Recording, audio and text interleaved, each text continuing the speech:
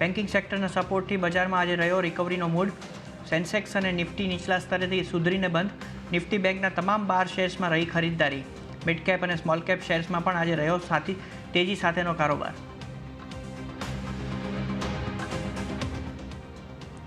જ્ઞાનેશ કુમારે સંભાળ્યો મુખ્ય ચૂંટણી કમિશનર તરીકેનો કાર્યભાર। 1988 બેચના કેરળના કેડરના આઈએએસ છે જ્ઞાનેશ કુમાર। કાર્યભાર લીધા બાદ કહ્યું, મત આપો રાષ્ટ્ર નિર્માણનું પહેલું પગલું। બંગાળના મુખ્યમંત્રી મમતા બેનર્જીના મૃત્યુ કુંભવાળા નિવેદનના સમર્થનમાં અખિલેશ યાદવ।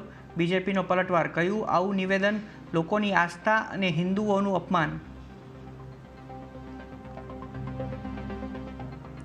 ગુજરાત વિધાનસભા બજેટ સત્રનો પ્રારંભ। આવતીકાલે કનુ દેસાઈ ગુજરાતનું બજેટ રજૂ કરશે। સત્રના પહેલા દિવસે કોંગ્રેસે અનેક મુદ્દે કર્યા વિરોધ।